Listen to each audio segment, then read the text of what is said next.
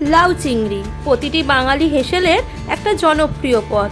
Hello বন্ধুরা, আমি প্রিয়াঙ্কা। আজ তোমাদের সামনে নিয়ে চলে এসেছি লাউ চিংড়ি বানানোর একদম ইজি একটা রেসিপি। তো চলো দেখে নেওয়া যাক কী কী লাগছে আমাদের।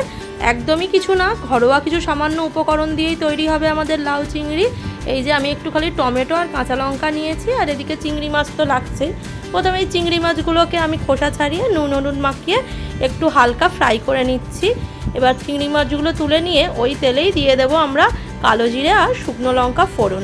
30 সেকেন্ড মতো নাড়াচাড়া করার পরে যেই একটু ফোড়নের গন্ধগুলো ছেড়ে আসবে, তখন আমি এর মধ্যে দিয়ে দেবো কুচিয়ে রাখা টমেটো কুচি।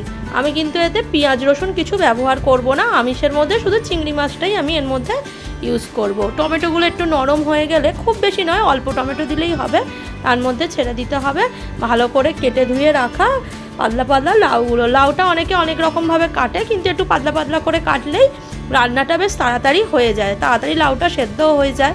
লাউটা এমনিই নরম জিনিস, করতে খুব একটা বেশি টাইম লাগে না, কিন্তু তাও পাতলা পাতলা করে কাটলে এটা আরও তাড়াতাড়ি হয়ে যায়। তারপর একটু নাড়িয়ে চাড়িয়ে নেব ভালো করে তেলের সাথে আর এই মশলাগুলোর সাথে দিয়ে। দেখো যেই একটুখানি দেখবো মজে এসছে, দিয়ে দেবো পরিমাণ মতো নুন আর অল্প একটু পরিমাণ মতো চিনি।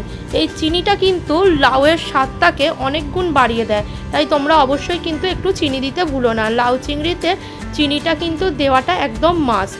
এই যে দেখো, এরপরে আমি দিয়ে দিয়েছি একটু আদা জিরে বাটা, লঙ্কাগুলো, একটু হলুদ গুঁড়ো আর একটু জিরে গুঁড়ো দিয়ে আমি ভালো করে এই সবগুলোর সাথে লাউটাকে মিশিয়ে নিচ্ছি। লাউটা থেকে কিন্তু বেশ জল ছেড়েছে, আমি কিন্তু কোনো জলের ব্যবহার করিনি, কিন্তু ওই যে নুন দিয়ে দিয়েছিলাম তারপরেই বেশ অনেকটা জল ছেড়ে গেছে।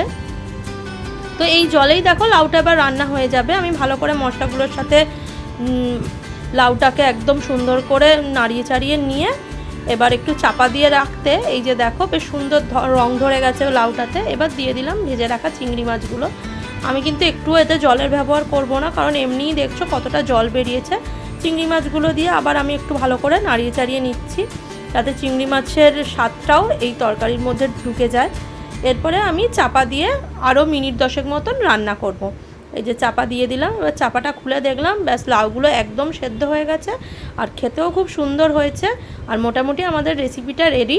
তোমরা চাইলে এতে লাস্টে একটু ধনেপাতা এবং গরম মশলাও অ্যাড করতে পারো। আমি আজকে লাউটা একটু ঝোলা ঝোলাই রেখেছিলাম, আর তোমরা চাইলে আর একটু শুকিয়ে নিতে পারো। তো চলো দেখো, লাউ চিংড়ি আমার তো একদম রেডি। তো আমার এই ছোট্ট রেসিপি ভিডিওটা কেমন লাগলো তোমরা সকলেই কিন্তু অবশ্যই কমেন্ট করে জানিও, আর তোমাদের কার বাড়িতে যে কী রান্না হয়েছে সেটাও জানিও। টাটা।